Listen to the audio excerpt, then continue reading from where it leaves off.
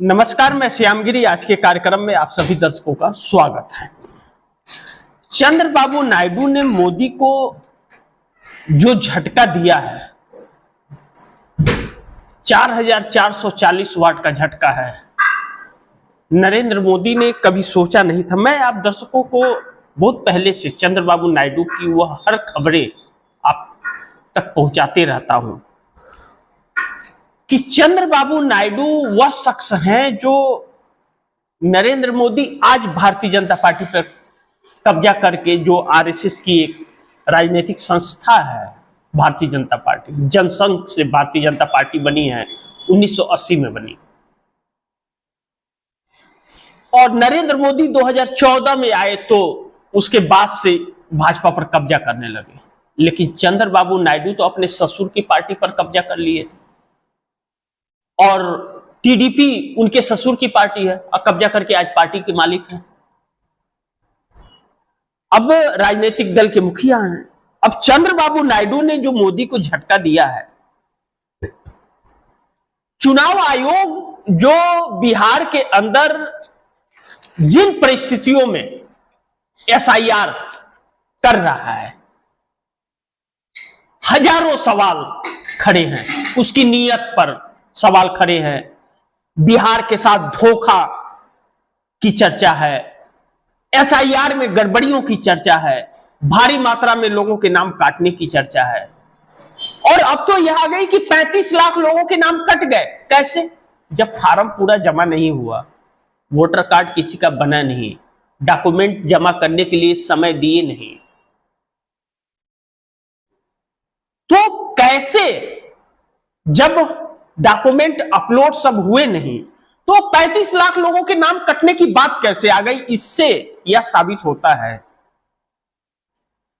कि महाराष्ट्र के अंदर जो राहुल गांधी ने कहा था कि 45 लाख लोगों के नए नाम जोड़े गए 4 महीने में, और 35 लाख लोगों के नाम काटे गए, और 75 लाख शाम को 6 बजे से 6:30 बजे के अंदर 75 लाख वोट पड़ गए, और सब भारतीय जनता पार्टी को जाता है।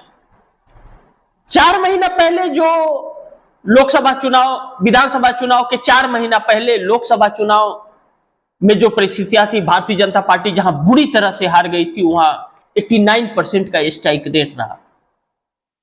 तो उस वक्त मुख्य चुनाव आयुक्त राजीव कुमार थे, तो उन्होंने नरेंद्र मोदी के लिए रेड कारपेट बिछाया, बिसात बिछाई, चुनाव जीतने का नया फार्मूला निकाला। ज्ञानेश कुमार तो उससे 4 कदम आगे निकले। ज्ञानेश ने तो पूरा 243 सीटों का हिसाब ही बना रहे थे बिहार के अंदर, भारतीय जनता पार्टी को पूरा 243 ही आ जाए, विपक्ष हो ही ना, विपक्ष मुक्त हो जाए। लेकिन कहते हैं ना, ऊपर वाली की लाठी में आवाज नहीं होती, और वह भारी पड़ गई। अब ऐसे में 18 दलें, जो क्षेत्रीय और नेशनल पार्टियां इंडिया गठबंधन की, बिहार में महागठबंधन, तो बिहार की महागठबंधन जो इंडिया गठबंधन के घटक दल है, 18 पार्टियां गई मिलने के लिए चुनाव आयोग से। अब अगर गई तो चुनाव आयोग ने कांग्रेस के सबसे वरिष्ठ नेता को अंदर नहीं आने दिए। कहा नहीं, एक पार्टी से 2 लोग ही आएंगे और हम तय करेंगे कौन आएगा, और 2 से 2.5 घंटा बैठा करके रख दिया। किसी की सुना नहीं, और चुनाव आयोग बड़ी बेशर्मी से यह कहता है कि यह नया चुनाव आयोग है। किसके साहबा कह रहा है? जबकि चुनाव आयोग ऐसा नहीं कह सकता। पार्टियां निर्धारित करती हैं कि उनका प्रतिनिधित्व पार्टी का करने के लिए कौन जाएगा चुनाव आयोग से बात करने के लिए, या किसी से भी बात करने के लिए। चुनाव आयोग तय नहीं करेगा इस चीज को। ऐसे में विपक्ष का नहीं सुना, तो विपक्ष ने 9 जुलाई को बिहार के अंदर चक्का जाम किया और बिहार बंद का आह्वान किया, जो बिहार की जनता लाखों की, करोड़ों की संख्या में सड़कों पर उतर आई। और उस दिन 9 जुलाई को 25 करोड़ देश की जनता सड़क पर थी। भारत बंद का भी ऐलान था। मजदूर, सरकारी कर्मचारी, यह सब समाजसेवी संस्थानें सब सड़क पर थे, बेरोजगारी को लेके, महंगाई को लेके, पेंशन को लेकर के, हर कई मुद्दों। लेकिन जिस बिहार के अंदर लोगों का नाम कट रहा है और नीतीश कुमार सीएम है, सरकार है, एनडीए के घटक दल है, नरेंद्र मोदी सरकार के सहयोगी हैं, एन फैक्टर नानी, नीतीश और नायडू, नानी और एन नरेंद्र, दिल्ली की गद्दी पर बैठे हुए हैं। अब जब दिल्ली की गद्दी पर बैठे हुए हैं तो नरेंद्र मोदी कैसे ऐसे झुक जाए और चुनाव आयोग क्यों सुन ले? पत्रकारों ने जिस तरह से चुनाव आयोग के उस मंसूबे को उजागर किया बिहार के अंदर, कि फार्म में धांधलियां, चुनाव आयोग के झूठे वादे, भारी मात्रा में नाम काटने के लिए साजिश, बिना डॉक्यूमेंट के फार्म, कहीं कोई फार्म कहीं कोई फार्म, दो तरह के फार्म, तो इसका मकसद क्या है? तो किसी का नहीं सुना और नीतीश कुमार भी मुंह नहीं खोल पाए और अभी तक नहीं खोल पाए। तो चंद्रबाबू नायडू जो जा करके चुनाव आयोग के दफ्तर में, चंद्रबाबू नायडू की 5 सदस्य टीम जो जा करके लेटर दी, और चंद्रबाबू नायडू इस वक्त दिल्ली में है और अमित शाह से मिलने भी गए, मोदी से भी मिलेंगे। चुनाव आयोग को कहा कि आप ऐसा नहीं कर सकते और सुझाव दिया कि आपके कार्यों में पारदर्शिता होनी चाहिए और एसआईआर चुनाव के 4 महीना पहले आप नहीं कर सकते, आपकी नीयत पर शक है। आंध्र प्रदेश में चुनाव नहीं है, आप आंध्र प्रदेश में कराइए एसआईआर, लेकिन एसआईआर की शर्तें यह होनी चाहिए, कोई मतदाता छूटना नहीं चाहिए और डॉक्यूमेंट्स वह होने चाहिए जो लोगों के पास हैं। आप नागरिकता साबित करने की बात नहीं कर सकते। अब चूंकि चंद्रबाबू नायडू नरेंद्र मोदी सरकार के मुख्य घटक दल हैं और चंद्रबाबू नायडू चुनाव आयोग की प्रक्रियाओं पर सवाल खड़े कर रहे हैं और खुलकर चंद्रबाबू नायडू आ गए कि यह मतदाताओं के साथ धोखा है, आप ऐसा कर नहीं सकते, तुरंत इस प्रक्रिया को रोक दिया जाए। तो क्या चंद्रबाबू नायडू ने जो चुनाव आयोग को ज्ञान दिया है, तो एसआईआर बिहार में रुक जाएगा? क्योंकि सुप्रीम कोर्ट ने जो सुझाव दिया तो चुनाव आयोग ने अभी तक तो नहीं माना। तो क्या नीतीश कुमार ने चंद्रबाबू नायडू से कहवाया जो उन्हें खुद कहना चाहिए था? लेकिन एनडीए गठबंधन के घटक दल चंद्रबाबू नायडू, 15-20 दिन तो लग ही गए इनको आते आते, लेकिन बाकी के घटक दल जो हैं किसी ने भी जुबान नहीं खोली चुनाव आयोग के खिलाफ। यहां तक कि बिहार में भी नीतीश, चिराग, जीतन राम मांझी, उपेंद्र कुशवाहा, किसी ने जुबान नहीं खोली कि चुनाव आयोग जो कर रहा है वह बिहार के साथ धोखा है, जबकि विपक्ष सड़क पर उतर गया। अब इस बात को लेकर बिहार की जनता के अंदर बहुत सारे संशय उत्पन्न हो रहे हैं। अब जब यह परिस्थिति आ गई और बिहार के अंदर इस तरह की स्थितियां उत्पन्न हो रही हैं और भारी मात्रा में लोगों के नाम कटने की उम्मीद है, तो ऐसे में चंद्रबाबू नायडू ने चुनाव आयोग को नसीहत दे करके नरेंद्र मोदी की उम्मीदों पर बिहार में नायडू ने पानी फेर दिया। अब 19 तारीख को नरेंद्र मोदी बिहार भी जा रहे हैं। क्या होगा यह वक्त बताएगा। नीतीश कुमार का क्या होगा वक्त बताएगा, चिराग पासवान का क्या होगा वक्त बताएगा, जीतन राम मांझी, उपेंद्र कुशवाहा का क्या होगा यह वक्त बताएगा। लेकिन चंद्रबाबू नायडू ने पानी फेर दिया। चंद्रबाबू नायडू के इस कदम से आरएसएस को बल मिल रहा है। आरएसएस जो नरेंद्र मोदी को हटाना चाहता है उसको कहीं ना कहीं ताकत मिल रहा है, जिस पर आगे हम चर्चा करके आप दर्शकों को बताने का प्रयास करेंगे। लेकिन इलेक्शन कमीशन के एसआईआर पर नायडू ने जो खत चुनाव आयोग को लिखा है और मिले नायडू और एसआईआर पर तुरंत रोक लगाने की मांग की चंद्रबाबू नायडू ने कि एसआईआर पर तुरंत आप रोक लगाइए, इस तरह आप नहीं कर सकते, यानी कि सहमत नहीं है चंद्रबाबू नायडू। पिछले दिनों एक खबर हमने चलाई थी कि चंद्रबाबू नायडू को भी इन संकटों से गुजरना पड़ेगा आंध्र प्रदेश के अंदर अगर यह एसआईआर इसी तरह हुआ तो। यह भारतीय जनता पार्टी के लिए बैटिंग हो रही है। और बिहार से जो 35 लाख लोगों के नाम कट जाने की बात आ रही है, चर्चा आ रही है,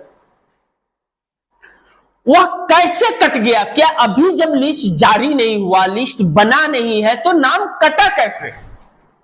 जबकि 25 जुलाई से लेकर के 30 अगस्त तक का वक्त भी दिया जाएगा लोगों को डॉक्यूमेंट जमा करने का, तो अभी तो वह वक्त दिया ही नहीं गया, फार्म आपने कलेक्शन नहीं किया, तो 35 लाख का यह चर्चा कैसे चल रहा है, कैसे अखबारों में छप रहा है, कैसे उस गोदी मीडिया पर चल रहा है? अजीत अंजुम ने चुनाव आयोग को दिखा दिया कि पत्रकार अगर चाहे तो चुनाव आयोग क्या किसी की भी नींव हिला सकता है और सच्चाई को उजागर कर सकता है। हालांकि एफआईआर हो गया, मैंने खबर भी चलाई थी, आप दर्शकों ने देखा होगा। अब ऐसे में चंद्रबाबू नायडू के तेवर बहुत कुछ दर्शा रहे हैं, क्योंकि चंद्रबाबू नायडू ने जो मांग किया है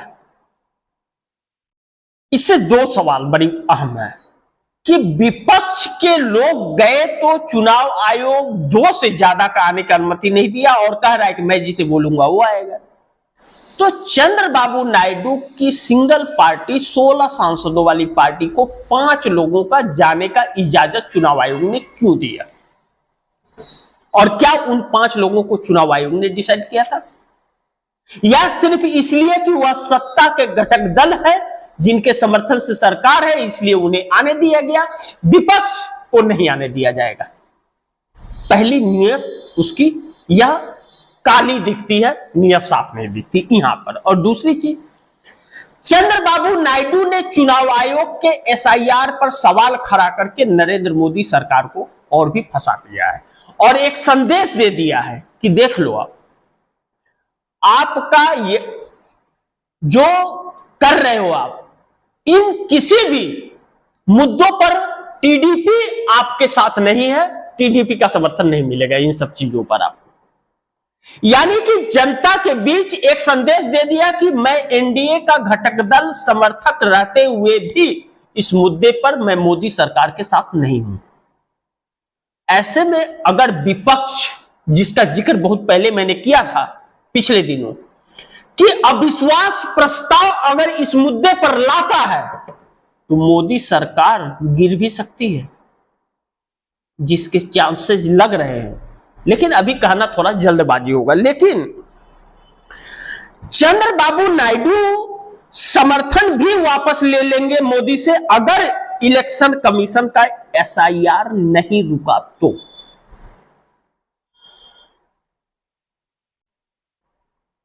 और चुनाव आयोग की यह प्रक्रिया जो चल रही है, और 28 तारीख को सुप्रीम कोर्ट में फिर सुनवाई होनी है, और जनरल सॉलिसिटर तुषार मेहता उस दिन जब 10 तारीख को सुनवाई हो रही थी सुप्रीम कोर्ट में, तो वह ऑनलाइन जुड़े थे लेकिन कुछ बोला नहीं उन्होंने।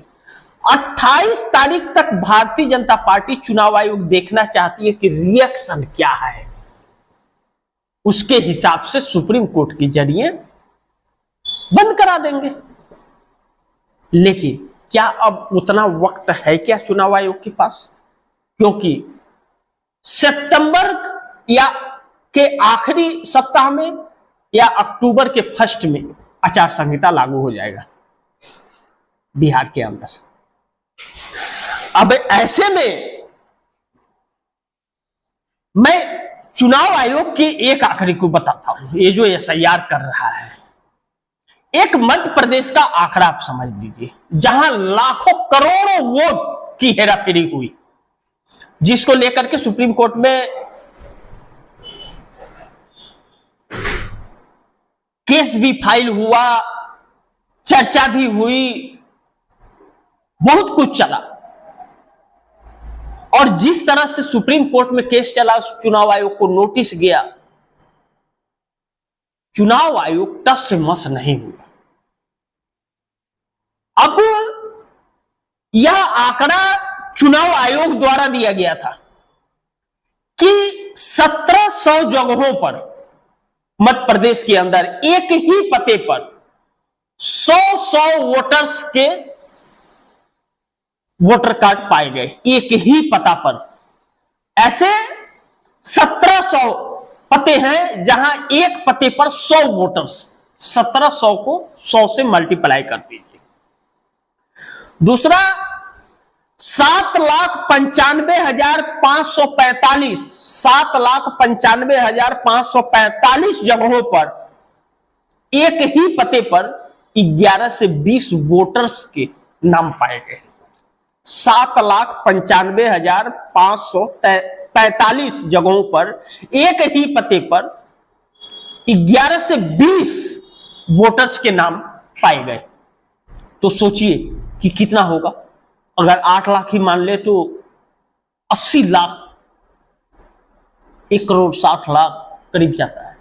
सोचिए, आप जोड़ते रहिएगा कि 7,95,545 जगहों पर एक ही पते पर 20 वोटर्स के नाम पाए गए और 67,741 जगहों पर एक पते पर 21 से 30 वोटर के नाम पाए गए और 2,354 जगहों पर एक पते पर 41 से 50 लोगों के वोटर कार्ड पाए गए और 9,500 जगहों पर एक पते पर 31 से 40 वोटर्स के नाम पाए गए। यह जो करोड़ों में वोटर कार्ड बनाए गए थे, तो क्या चुनाव आयोग की आंखें फूट गई थी? किसने बनाया था? चुनाव आयोग ने ही बनाया था ना। इसी तरह महाराष्ट्र में बना, इसी तरह छत्तीसगढ़ में बना, इसी तरह हरियाणा में बना, इसी तरह दिल्ली में बना। और अब जब यह सारे पोल खुल गए, महाराष्ट्र का तो पूरा ही पोल पट्टी खुल गया, तो बिहार में अब उस तरह से कर पाना मुश्किल था। तो एसआईआर चुनाव आयोग ने करना शुरू किया, जबकि बिहार के अंदर 2025 के फरवरी महीने में ही रिवाइज वोटर लिस्ट जारी हो गया था। तो सवाल ही नहीं उठता था, क्योंकि लोकसभा चुनाव के बाद विधानसभा चुनाव के लिए रिवाइज वोटर लिस्ट जारी हो गया। जो मृतक थे उनके नाम काट दिए गए, जो नए थे उनके जोड़ दिए गए। तो फिर 4 महीना पहले यह रिवाइज करने की जरूरत क्यों पड़ी? बिहार के साथ यह तो धोखा है। लेकिन चंद्रबाबू नायडू ने सारी उम्मीदों पर पानी फेर दिया चुनाव आयोग के और मोदी के इस एसआईआर पर कि आप इसे तुरंत रोक दीजिए, और नहीं तो मोदी से समर्थन भी वापस चंद्रबाबू नायडू ले लेंगे। अब जैसा मैंने कहा कि चंद्रबाबू नायडू समर्थन भी वापस ले लेंगे मोदी से, अगर चुनाव आयोग ने एसआईआर नहीं रोका तो। अब मोदी सरकार बुरी तरह फंस गई, मोदी की कुर्सी संकट में पड़ गई। अब मोदी सरकार जो फंसी हुई है, मैं आप दर्शकों को इसे समझाना चाहूंगा कि आरएसएस एक तो राष्ट्रीय अध्यक्ष को लेकर और नरेंद्र मोदी के रिटायरमेंट को लेकर के 17 सितंबर को बहुत ही गंभीर हो गया है और आक्रामक हो गया है। अब एक गुटबंदी होती जा रही है भारतीय जनता पार्टी के अंदर भी। एक मोदी खेमा और एक नितिन गडकरी का खेमा टकरा रहा है आपस में। नितिन गडकरी का खेमा आरएसएस के ऊपर दबाव बना रहा है कि कब तक भारतीय जनता पार्टी किसी की जागीर नहीं है, किसी एक की पार्टी नहीं है, तो नरेंद्र मोदी का कब्जा क्यों? अब आरएसएस भी चाहता है मोदी को हटाना, जबकि मोदी आरएसएस के एजेंडे को ही लेके चल रहे हैं, लेकिन जो हिंदुत्व मोदी लेकर के चल रहे हैं या जो इस वक्त कर रहे हैं, उससे आने वाले वक्त में आरएसएस को नुकसान होगा। अब ऐसे में नरेंद्र मोदी की कुर्सी आरएसएस भी फंसा रहा है और दूसरी तरफ चंद्रबाबू नायडू भी मोदी की कुर्सी छीन लेंगे अगर मोदी की तानाशाही नहीं रुकी। और दूसरी चीज कि जनता के अंदर चुनाव आयोग द्वारा किए जा रहे एसआईआर का रिएक्शन बड़ी तेजी से हो रहा है, और जब रिएक्शन बड़ी तेजी से हो रहा है तो ऐसी परिस्थिति में नरेंद्र मोदी सरकार के लिए बड़ी मुश्किलें पैदा होने वाली हैं। क्यों कि नीतीश चुप रह गए, नायडू ने मोदी सरकार को एक चिट्ठी में हिला दिया, जबकि बिहार में चुनाव है और बिहार में नीतीश कुमार चुप है। अभी तक कोई बयान चुनाव आयोग को लेकर के नहीं आया, चिराग पासवान का नहीं आया, उपेंद्र कुशवाहा का नहीं आया, जीतन राम मांझी का नहीं आया, कोई फर्क नहीं पड़ा, या फिर इतने डरे हुए हैं कि यह कुछ कर नहीं सकते, बोल नहीं सकते। लेकिन नीतीश कुमार की पार्टी जेडीयू पर भाजपा का कब्जा हो चला है, अमित शाह का, इस बात से इंकार नहीं किया जा सकता। लेकिन नीतीश ने एक झटका दिया कि 243 सीटों पर उन्होंने अपने नेता खड़ा कर दिए हैं, एक संकेत कि हम आपको छोड़ के 243 सीटों पर भी चुनाव लड़ सकते हैं अगर महागठबंधन हमें नहीं लिया तो। और दूसरी तरफ चंद्रबाबू नायडू यह कह रहे हैं कि आपने अगर चुनाव आयोग ने एसआईआर नहीं रोका तो हम समर्थन वापस ले सकते। ऐसा यह बात उन्होंने नहीं कही कि समर्थन हम वापस ले लेंगे, लेकिन उनका संकेत साफ है कि आपने अगर नहीं माना तो आपकी ऐसी हरकतों पर हम आपके साथ नहीं है, और यह चीज रुकी तो वन नेशन वन इलेक्शन का सपना टूट जाएगा नरेंद्र मोदी का।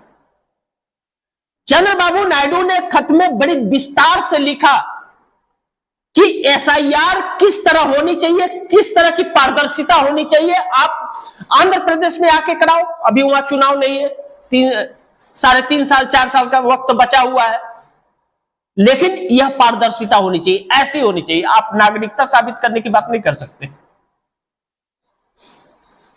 और इन सब मुद्दों पर बवाल कट रहा है। 22 तारीख से मानसून सत्र शुरू होने वाला है, तो विपक्ष तो सवाल उठाएगा, और अविश्वास प्रस्ताव अगर ला दिया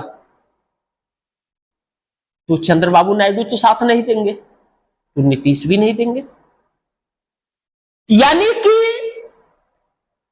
नीतीश कुमार बैतरनी पार करना चाहते हैं, बहती गंगा में हाथ धोना चाहते हैं, लेकिन चंद्रबाबू नायडू का पूंछ पकड़कर।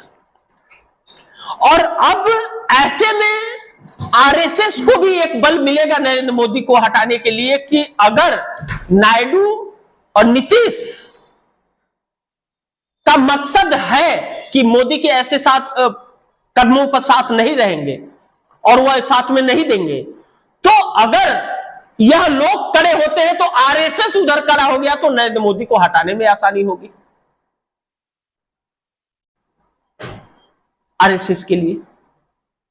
और मोहन भागवत 7 दिन पहले नरेंद्र मोदी से 75 साल के पूरा हो रहे हैं, रिटायर होंगे, और नरेंद्र मोदी 17 सितंबर को रिटायरमेंट अपना ले लेंगे, इस बात की कोई गारंटी नहीं है, क्योंकि नरेंद्र मोदी नाम ही है जो वादा खिलाफी करे, उसी का नाम नरेंद्र मोदी है। वादा निभाना अपने दोस्तों अडानी अंबानी से जानते हैं, देश से वादा निभाने की कोई जरूरत नहीं है उन्हें। उन्होंने 11 सालों में यह साबित कर दिया है। अब ऐसे में मोदी की कुर्सी बहुत बुरी तरह से जकड़ गई है। या तो नरेंद्र मोदी चंद्रबाबू नायडू को फूफा बना करके पेश किए हैं कि वापस लेना रहे तो एक रास्ता रहे कि चंद्रबाबू नायडू ने कहा तो मैंने वापस ले लिया, लेकिन यहां यह भी तो साबित होगा कि विपक्ष का नहीं सुना, चुनाव आयोग वापस लेता है तो यह साबित होगा कि वह सत्ता के लिए काम कर रहा, सत्ता के कहने पर उसने वापस लिया है या इस प्रक्रिया पर रोक लगाई है, विपक्ष के कहने पर नहीं रोक लगाई। यह तो साबित हो गया कि चुनाव आयोग गुलाम बन चुका है। अब ऐसे में जब एक चिट्ठी चंद्रबाबू नायडू की हिला दे सकती है मोदी की कुर्सी, तो नीतीश कुमार क्यों चुप्पी साध के बैठे हुए हैं? नीतीश कुमार को भी तो कहना चाहिए था और नीतीश कुमार को आगे निकल करके आना चाहिए था, लेकिन नीतीश कुमार ने ऐसा कुछ नहीं किया। लेकिन आरएसएस ने भी अब अपने तेवर और कड़े कर लिए। मोदी पर लगता है कुर्सी नहीं बचेगी, क्योंकि मोदी पर आरएसएस जिस तरह से अपने तेवर कड़े कर अब रुख अपना लिया है, अब मोदी की कुर्सी बच पानी बड़ी मुश्किल लग रही है, क्योंकि भारतीय जनता पार्टी के अंदर से भी सवाल उत्पन्न हो रहे हैं, सवाल उठ रहे हैं। और जब सवाल उठ रहे हैं तो फिर वह नरेंद्र मोदी के लिए शुभ संकेत नहीं है। चंद्रबाबू नायडू की एंट्री, यह साफ संकेत अब लग रहा है कि यह सरकार अब नहीं चलने वाली है, क्योंकि जो इसका रिएक्शन नरेंद्र मोदी का हो रहा है या चुनाव आयोग जो मिलकर कर रहा है, साफ क्लियर दिख रहा है कि यह मिली जुली बात है, साठ गांठ वाले काम हो रहे हैं। चुनाव आयोग पारदर्शी तरीके से नहीं कर रहा है, जिससे चंद्रबाबू नायडू की छवि खराब हो रही है। मैंने कहा था कि नरेंद्र मोदी की वजह से चंद्रबाबू नायडू अपनी छवि खराब कराएंगे, ऐसा संभव नहीं है। मैंने पिछले कई कार्यक्रम में आप दर्शकों को कहा था। और जब आरएसएस हटाना चाह रहा है, नितिन गडकरी लगातार नरेंद्र मोदी पे हमलावर है, इनके पोल पट्टी खोल रहे हैं, ऐसे में बिहार एनडीए में घमासान मचा हुआ है। नीतीश ने जो 243 सीटों पर अपने नेता खड़े किए हैं, कर दिए, मोदी के हाथ से बिहार निकल रहा है इस तरह से, क्योंकि अब मोदी की थू थू हो रही है बिहार में, चेहरा दिखाने के लायक बचे नहीं है। प्रधानमंत्री तो नाम के हैं, प्रचार मंत्री ज्यादा हैं, झंडा दिखाने वाले मंत्री हैं, झंडी मंत्री जिसको कहते हैं कि झंडा दिखाना, उसी में रह गए 11 साल, कोई काम तो कर नहीं पाए। तो बिहार में जो 11 साल में 11 वादे सारे फेल हो गए, और जिस सीतामढ़ी जाने वाले हैं वहां पर चीनी मिल था, जिसको 2015 में शुरुआत करने के लिए बोला था इन्होंने, और 10 साल बीत गए, वह मिल शुरू नहीं हुआ। अब क्या जाकर के बोलेंगे? और इस एसआईआर से दिक्कतें किसे आ रही है? अब दर्शक यह चीजें भी देख लो। अब इस एसआईआर से दलित 19.68% बिहार के अंदर, ओबीसी 27%, अति पिछड़ा 36.1%, मुस्लिम समुदाय 19.46%, इन्हीं वर्गों को टारगेट किया जा रहा है। और यही वर्ग है जो लेबर मजदूरी करने के लिए दूसरे राज्यों में भी जाते हैं, जो इस वक्त बिहार के अंदर नहीं है, उनके घरों में ताला लगा हुआ है। ऐसे लोगों के नाम काट दिए जाएंगे। और मुस्लिम वर्ग के साथ सबसे ज्यादा भेदभाव किया जा रहा है।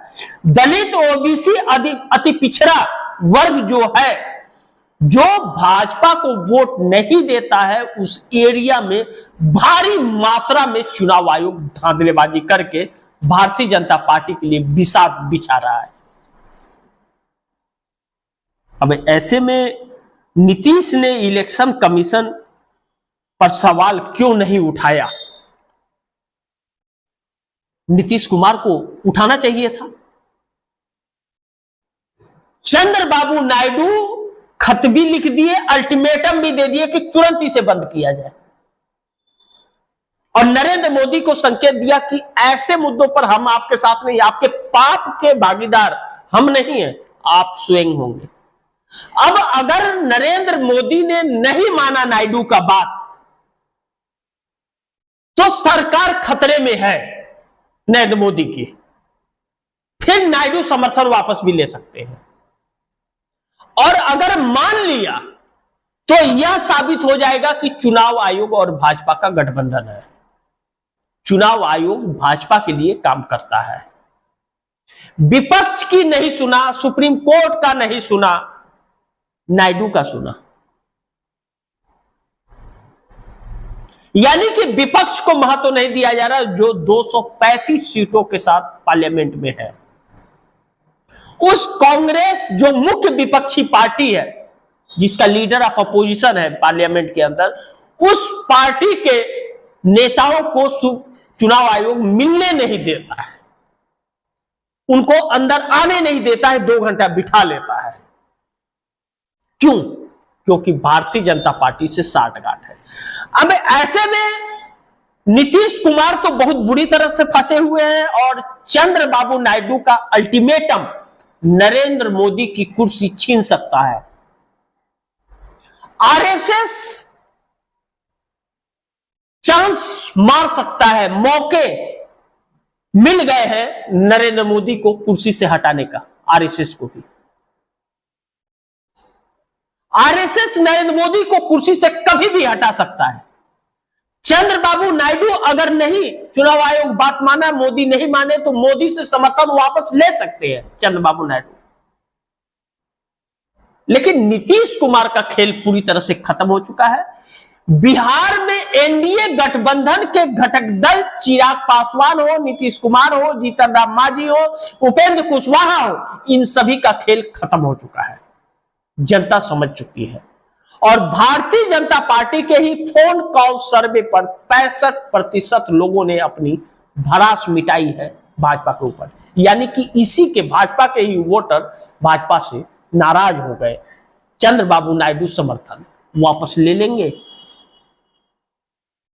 तो अलग अलग हालातों में अलग अलग परिस्थितियां उत्पन्न हो रही है। देखना बड़ी दिलचस्प होगा कि क्या होता है आगे। जो भी होगा खबरें आप दर्शकों तक लेकर के आते रहूंगा, लेकिन आप दर्शकों से गुजारिश निवेदन है कि खबरों पर नजर बनाए रखिए। अब मानसून सत्र आने वाला है 22 जुलाई से। सरकार गिर भी सकती है, जिसका लंबे समय से था इंतजार, वह सरकार अब जा सकती है। और नहीं गई तो आरएसएस भी सरकार गिरा सकता है, मोदी को हटा सकता है। परिस्थितियां बहुत कुछ बन रही हैं। देखना यह दिलचस्प होगा कि होता क्या है, लेकिन खबरों पर नजर आप बनाए रखिए। मिलते हैं फिर अगली खबर के साथ, तब तक के लिए नमस्कार। लेकिन आप दर्शकों से गुजारिश निवेदन, इस खबर को ज्यादा से ज्यादा शेयर कीजिए, अपने दोस्तों को भी कहिए आगे शेयर करें। आपने चैनल को सब्सक्राइब नहीं किया, सब्सक्राइब कर लीजिए। अपने दोस्तों को कहिएगा चैनल को सब्सक्राइब करें, और आपकी राय क्या है कमेंट में जरूर दीजिएगा। मिलते हैं फिर अगली खबर के साथ, तब तक के लिए नमस्कार।